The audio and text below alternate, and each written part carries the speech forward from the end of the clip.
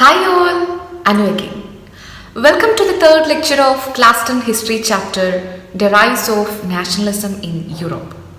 Today, we are going to learn about the making of nationalism in Europe. അപ്പോൾ നമ്മൾ making of nationalism in Europe മനസ്സിലാക്കാൻ ശ്രമിക്കുകയാണ് അല്ലേ. അപ്പോൾ ഈ കാണുന്ന മാപ്പ് നോക്കുമ്പോൾ നമ്മൾ ഇന്ന് കാണുന്ന യൂറോപ്പിൻ്റെ മാപ്പ് പോലെ പല പല രാജ്യങ്ങളൊന്നും കാണാൻ പറ്റില്ല അല്ലേ. അപ്പോൾ ശരിക്കും അവിടെ ഒരു നേഷൻ സ്റ്റേറ്റ് ഉണ്ടാവാനായിട്ട് ഈ ജനങ്ങളുടെ ഇടയിൽ കോമൺ ആയിട്ടുള്ള ഒരു ഐഡൻറ്റിറ്റി, ഒരു കളക്റ്റീവ് ഐഡൻറ്റിറ്റിയും ഉണ്ടായിരുന്നില്ല. അതായത് ഒരു കോമൺ ലാംഗ്വേജ് സ്പീക്കിംഗ് ആയിട്ടുള്ള ആൾക്കാരായിരുന്നില്ല, കോമൺ എത്നിക് ഗ്രൂപ്പുകളിൽ നിന്നുള്ള ആൾക്കാരായിരുന്നില്ല. അപ്പോൾ ഇതിൽ ഒരു രാജ്യത്തിൻ്റെ കീഴിലേക്ക് വരാനായിട്ട് ഇവർക്ക് തോന്നാൻ വേണ്ടും അങ്ങനെയുള്ള ഒരു കോമൺ ആയിട്ടുള്ള ഒരു ഏകീയതയും ഇവരുടെ ഇടയിൽ ഉണ്ടായിരുന്നില്ല.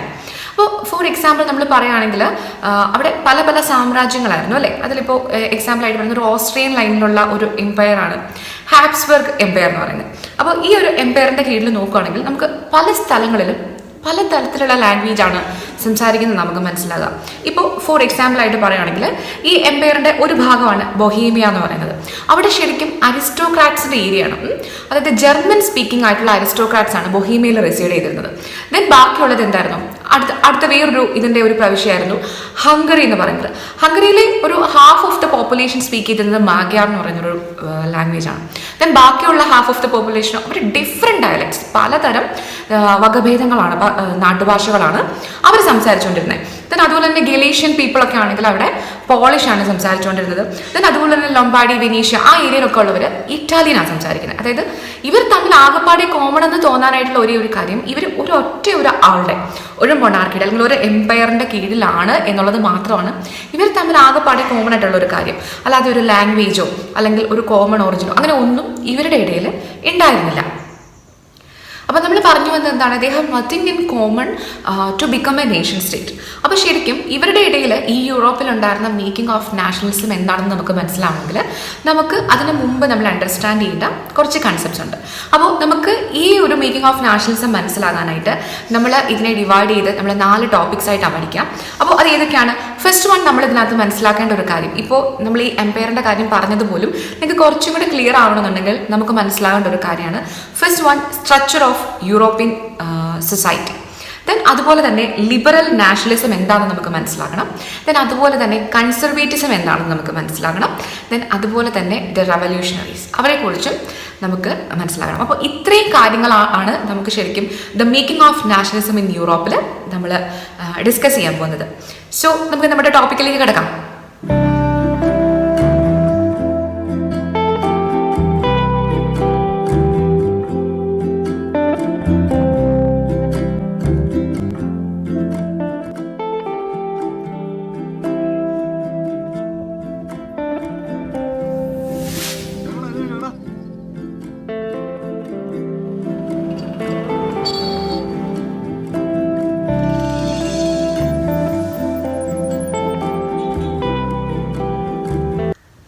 നമ്മൾ ആദ്യം യൂറോപ്യൻ സൊസൈറ്റിയുടെ സ്ട്രക്ചറാണ് പഠിക്കുക. അപ്പോൾ ശരിക്കും അവിടെ 2 തരത്തിൽ അല്ലെങ്കിൽ 2 ക്ലാസ് ആയിട്ട് നമുക്ക് ജനങ്ങളെ തിരിക്കായിരുന്നു, അരിസ്റ്റോക്രസിയും പെസൻട്രിയും. അപ്പോൾ ശരിക്കും അരിസ്റ്റോക്രസി എന്ന് പറഞ്ഞു കഴിഞ്ഞാൽ വളരെ ചെറിയൊരു പോപ്പുലേഷനാണ്.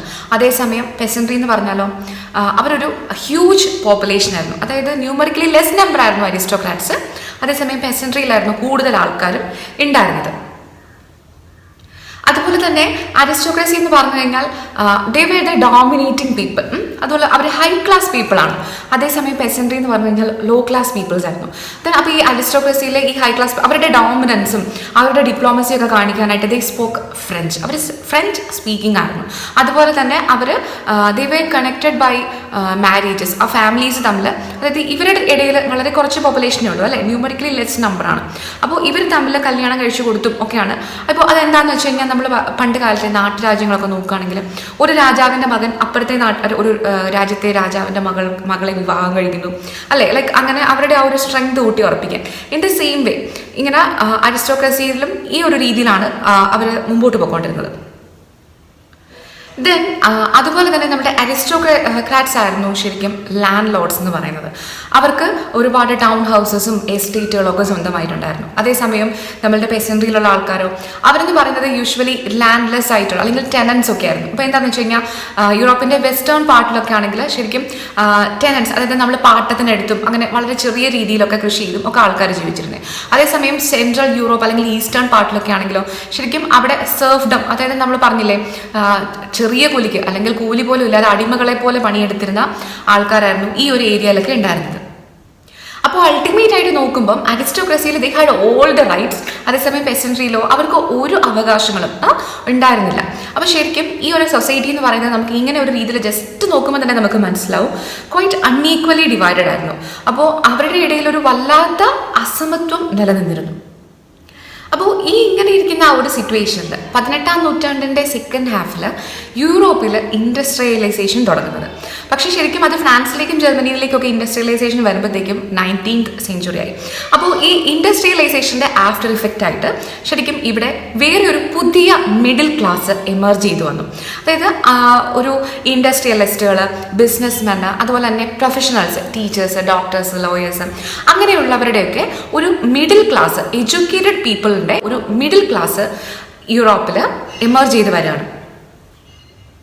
അപ്പോൾ വെൽ എഡ്യൂക്കേറ്റഡ് ആയിട്ടുള്ള അത്യാവശ്യം ഈ ഇൻഡസ്ട്രിയലിസം വഴിയൊക്കെ അത്യാവശ്യം കാശുമൊക്കെ ബിസിനസ്സും ഒക്കെ ചെയ്ത് അത്യാവശ്യം കാശുമൊക്കെ ഉള്ള ഈ പറയുന്ന ന്യൂ മിഡിൽ ക്ലാസ്, ഇവരിലാണ് വീണ്ടും നാഷണലിസത്തിൻ്റെ ആ ഒരു നാഷണാലിറ്റിക്ക് വേണ്ടിയിട്ടുള്ള ആ ഒരു ആശയം കൂടുതൽ ശക്തമാകുന്നത്. അപ്പോൾ നമുക്ക് ജസ്റ്റ് ഒന്ന് ചിന്തിച്ചാൽ മനസ്സിലാവും അല്ലേ. കാരണം ഈ പറയുന്ന അരിസ്റ്റോക്രാറ്റ്സ് എന്ന് പറഞ്ഞു കഴിഞ്ഞാൽ അവരെപ്പോഴും ഡോമിനേറ്റിംഗ് ആണ്, അവർക്കാണ് എല്ലാ റൈറ്റ്സും ഉള്ളത്. അപ്പോൾ നമ്മളുടെ ഈ പറയുന്ന മിഡിൽ ക്ലാസ് എന്ന് പറയുമ്പോഴോ അവർക്കെന്ന് പറയുമ്പോൾ അവർ നല്ല വെൽ എഡ്യൂക്കേറ്റഡ് ആണ്, അത്യാവശ്യം ഫിനാൻഷ്യലി അവർ സൗണ്ട് ആൻഡ് സെക്യൂർഡ് ആണ്. പക്ഷെ സ്റ്റിൽ അവർക്ക് സമൂഹത്തിൽ ഒരു ഇക്വാലിറ്റി ഇല്ല, അല്ലെങ്കിൽ ഒരു വിലയില്ല. അപ്പോൾ ഓബിയസ്ലി ഇവർ എഡ്യൂക്കേറ്റഡും കൂടെ ആയതുകൊണ്ട് പെസൻട്രിക്ക് ശരിക്കും ആ ഒരു ആൾക്കാർ പാവം അങ്ങനെ സപ്രസ്ഡ് ആയിട്ട് കിടക്കുന്നവരാണ് അല്ലേ. അപ്പോൾ അവർക്ക് ശരിക്കും ഒരു വോയിസ് ഇല്ല, അവർക്ക് അങ്ങനെ ഉയർന്നു വരാൻ പറ്റുന്നില്ല. പക്ഷേ ഈ മിഡിൽ ക്ലാസ് എന്ന് പറയുമ്പോഴത്തേക്കും അവർക്ക് ഈ ഒരു രീതിയിലുള്ള ഒരു കംപ്ലീറ്റ് ആയിട്ടുള്ള ഒരു ഇമ്പ്രൂവ്മെന്റ് വന്നു കഴിഞ്ഞപ്പോഴത്തേക്കും ആക്ച്വലി അവരാണ് ശരിക്കും ഒരു ലിബറൽ നാഷണലിസം എന്ന് പറയുന്ന കൺസെപ്റ്റിലേക്ക് വരിക. അപ്പോൾ ശരിക്കും എന്താണ്, അവരൊരു ഈക്വൽ സൊസൈറ്റിക്ക് വേണ്ടിയിട്ട് ദേ ഡിമാൻഡഡ്. അവരുടെ ആവശ്യം എന്തായിരുന്നു? They wanted an equal society.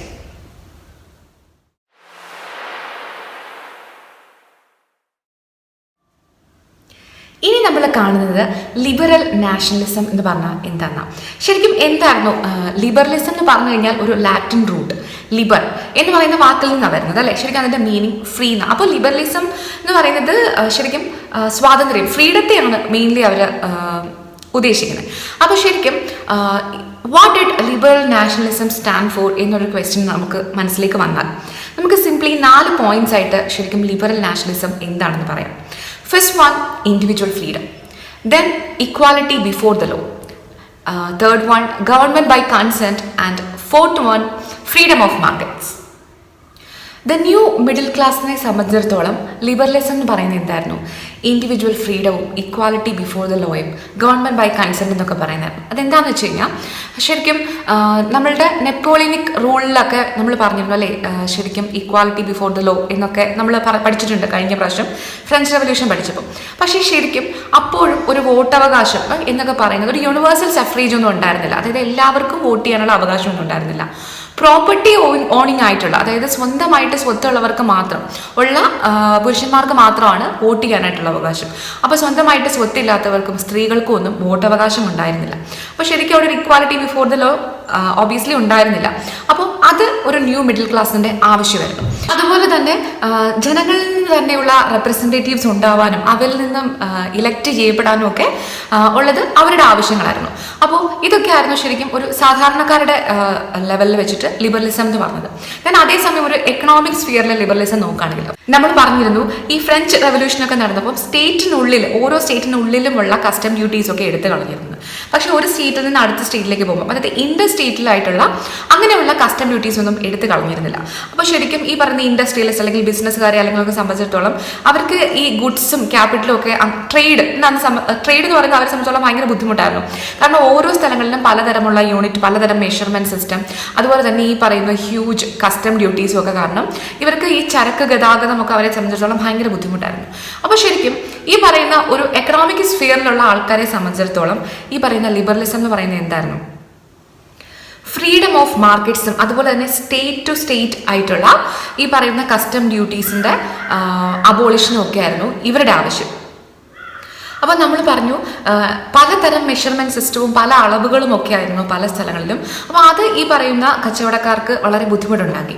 അതുപോലെ തന്നെ ഒരു സ്റ്റേറ്റിൽ നിന്ന് വേറൊരു സ്റ്റേറ്റിലേക്ക് ഗുഡ്സും ക്യാപിറ്റൽസും ഒക്കെ ട്രാൻസ്പോർട്ട് ചെയ്യുമ്പോഴത്തേക്കും ഈ സ്റ്റേറ്റ് ഇമ്പോസ്ഡ് ആയിട്ടുള്ള ഹെവി കസ്റ്റം ഡ്യൂട്ടീസും അവരെ സംബന്ധിച്ചോളം ഭയങ്കര ബുദ്ധിമുട്ടായിരുന്നു. അപ്പോൾ ഇതിന് വേണ്ടിയിട്ടൊക്കെ ഇവർക്ക് ഒരു ശരിക്കും പറഞ്ഞു കഴിഞ്ഞാൽ ഈ എക്കണോമിക് എക്സ്ചേഞ്ചിലുള്ള തടസ്സങ്ങൾ ഒബ്സ്റ്റക്കിൾസ് നീക്കം ചെയ്യുന്നതിന് വേണ്ടിയിട്ടുള്ള ഇവരുടെ ശ്രമഫലമായിട്ടുണ്ടായ ഒരു കസ്റ്റംസ് യൂണിയനാണ് സാൾവർ എന്ന് പറയുന്നത്. ശരിക്കും 1834 രൂപം കൊണ്ട ഈ സാൾവർ എന്ന് പറയുന്ന കസ്റ്റം യൂണിയൻ ശരിക്കും പ്രഷ്യയും ജർമ്മൻ സ്റ്റേറ്റുകളും എല്ലാവരും കൂടെ കൂടി ചേർന്ന് ഉണ്ടാക്കിയതാണ്. അപ്പോൾ ശരിക്കും ഇവർ താരിഫ് ബാരിയേഴ്സ് ഒക്കെ എടുത്തു കളഞ്ഞു. അതുപോലെ തന്നെ ഏകദേശം 30 കറൻസികൾ ഉണ്ടായിരുന്നതിൽ 28 കറൻസികളെയും അവർ ബാൻ ചെയ്തത് ഒരു 2 കറൻസിയിലേക്ക് ചുരുക്കി.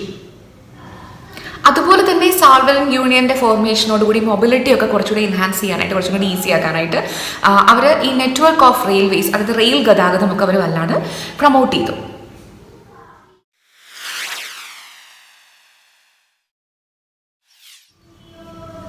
ഇനി നമ്മൾ കാണാൻ പോകുന്നത് കൺസർവേറ്റീവ്സത്തെ കുറിച്ചാണ്. അപ്പോൾ നമ്മൾ ഫ്രഞ്ച് റവല്യൂഷൻ പഠിച്ചിരുന്നു അല്ലേ. 1815 ദ ബാറ്റിൽ ഓഫ് വാട്ടർലോ, അവിടെയാണ് ശരിക്കും നെപ്പോളിയൻ ഡിഫീറ്റഡ് ആവുന്നത് അല്ലേ. അപ്പോൾ ശരിക്കും നെപ്പോളിയനെ തോൽപ്പിക്കാനായിട്ട് Britain, Austria, Russia and Prussia, അപ്പോൾ ഇവരെല്ലാവരും കൂടെ കൂടി ചേർന്നിട്ടാണ് നെപ്പോളിയനെ യുദ്ധത്തിൽ തോൽപ്പിക്കുക. അപ്പോൾ ശരിക്കും ഇവരുടെ ഉദ്ദേശം എന്തായിരുന്നു? അപ്പോൾ ഈ സമയത്താണ് കൺസർവേറ്റിസം എന്ന് പറയുന്ന ആ ഒരു ഇത് വല്ലാണ്ടാവുന്നത്. അപ്പോൾ ശരിക്കും എന്താ ആക്ച്വലി അതായത് ഈ റവല്യൂഷൻ്റെ സമയത്ത് ഉണ്ടായിരുന്നതിൻ്റെ മുമ്പുള്ള ആ ഒരു അവസ്ഥയിലേക്ക്, അതായത് ഈ ഒരു മൊണാർക്കിയും അതുപോലെ തന്നെ ആ ഒരു ശരിക്കും പറഞ്ഞു കഴിഞ്ഞാൽ ആ അസമത്വങ്ങളും ആ ഒരു രീതിയിൽ ഈ കുറച്ച് ആൾക്കാർക്ക് പ്രാതിനിധ്യം ഉണ്ടായിരുന്ന വളരെ കുറേയേറെ ആൾക്കാർ ഈ അടിച്ചമർത്തപ്പെട്ടിരുന്ന ആ ഒരു കാലഘട്ടത്തിലെ എന്തൊക്കെ കാര്യങ്ങളാണോ അതെല്ലാം തിരിച്ചു വേണം, അതെല്ലാം കൺസേർവ് ചെയ്യണം എന്ന് വാദിച്ചിരുന്ന അവരാണ് ഇവരൊക്കെ. അപ്പോൾ ശരിക്കും ഇവരെല്ലാവരും കൂടെ ചേർന്നിട്ട് നെപ്പോളിയനെ നമ്മുടെ വാട്ടർലൂ യുദ്ധത്തിൽ പരാജയപ്പെടുത്തിയതിനു ശേഷം അവർ ഉണ്ടാക്കിയ ഒരു ട്രീറ്റിയാണ് ദ ട്രീറ്റി ഓഫ് വിയന്ന. അപ്പോൾ 1815 ട്രീറ്റി ഓഫ് വിയന്നയുടെ മേജർ ആയിട്ടുള്ള പോയിന്റ്സ് നമ്മൾ ഇനി പറയുന്നതാണ്. ഇതിൻ്റെ എല്ലാത്തിൻ്റെയും അൾട്ടിമേറ്റ് ഉണ്ടായുള്ള ഉദ്ദേശം എന്ന് പറയുന്നത് നെപ്പോളിയൻ തകർത്ത് കളഞ്ഞ ഓരോ സ്വേച്ഛാധിപത്യങ്ങളും ഓരോ മൊണാർക്കികളും ഓരോ സാമ്രാജ്യങ്ങളും തിരിച്ച് റീസ്റ്റോർ ചെയ്യുക എന്നുള്ളതായിരുന്നു ഇതിൻ്റെ എല്ലാത്തിൻ്റെയും അൾട്ടിമേറ്റ് ആയിട്ടുള്ള ആ ഒരു ഉദ്ദേശം. അപ്പോൾ ഫസ്റ്റ് ട്രീറ്റി ഓഫ് വിയന്നയിൽ ആദ്യം തന്നെ നടന്ന കാര്യം എന്താണ്? നമ്മുടെ ഫ്രാൻസിൽ നമ്മൾ പറഞ്ഞിരുന്നു അല്ലേ, ലൂയി 16 അവരൊക്കെ ബുർബൻ രാജവംശത്തിൽപ്പെട്ടവരാണെന്ന് പറഞ്ഞിരുന്നത്. അപ്പോൾ ആക്ച്വലി ഫസ്റ്റ് തിങ് എന്ന് പറയുന്നത് ബുർബൻ ഡയനാസ്റ്റി റീസ്റ്റോർ ചെയ്യുക എന്നുള്ളതായിരുന്നു ട്രീറ്റി ഓഫ് വിയന്നയിലെ, അതായത് ഈ ഉടമ്പടിയിലെ ആദ്യത്തെ കാര്യം. രണ്ടാമത് ഈ ഫ്രാൻസിന് ചുറ്റും അവർ ഒരു സീരീസ് ഓഫ് സ്റ്റേറ്റ്സ് ഫോം ചെയ്തു. ശരിക്കും ഇത്രേ ഉണ്ടായിരുന്നുള്ളൂ. നെപ്പോളിയൻ്റെ ആ ഒരു സമയത്ത് ശരിക്കും ഫ്രാൻസിൻ്റെ ടെറിട്ടറി ബൗണ്ടറി ഇങ്ങനെ കൂട്ടിക്കൊണ്ടിരിക്കുകയായിരുന്നു അല്ലേ. അപ്പോൾ ആ ഒരു അതിൻ്റെ എക്സ്പാൻഷൻ, ഫ്രാൻസിൻ്റെ ഫെർദർ എക്സ്പാൻഷൻ തടയാനായിട്ട് ഫ്രാൻസിന് ചുറ്റും ഒരു സീരീസ് ഓഫ് സ്റ്റേറ്റ്സ്, കുറേ നമ്പർ ഓഫ് സ്റ്റേറ്റ്സ് ഫോം ചെയ്തു. പക്ഷേ ഒരു 39 സ്റ്റേറ്റുകൾ ഉണ്ടായിരുന്ന ജർമ്മൻ കോൺഫെഡറേഷൻ അൺടച്ച്ഡ് ആയിട്ട് തന്നെ അവർ വിട്ടു. അപ്പോൾ അതുപോലെ തന്നെ ബാക്കി നമ്മളിപ്പോൾ ഓൾറെഡി പറഞ്ഞ പോലെ നെപ്പോളിയൻ തകർത്ത് കളഞ്ഞ ഒരുവിധം എല്ലാ മൊണാർക്കികളും തിരിച്ച് അവർ റീസ്റ്റോർ ചെയ്തു. അപ്പോൾ ശരിക്കും അതെല്ലാം ബാക്കി കൺസേർവ് ചെയ്യണം എന്നുള്ള ആ ഒരു ഇതായിരുന്നു കൺസർവേറ്റിസം എന്ന് പറയുന്നത് നമ്മളിപ്പോൾ ഈ കാണുന്നത്. അപ്പോൾ ഈ കൺസർവേറ്റീവ് ചിന്താഗതിക്കാരായിട്ടുള്ള യൂറോപ്യൻ ഗവൺമെന്റിന്റെ ആക്ഷൻസിന് എതിരെ അതിനെ ഒപ്പോസ് ചെയ്ത് വന്നവരെയാണ് നമ്മൾ ഇനി പഠിക്കുന്നത് ദ റവല്യൂഷണറീസ്.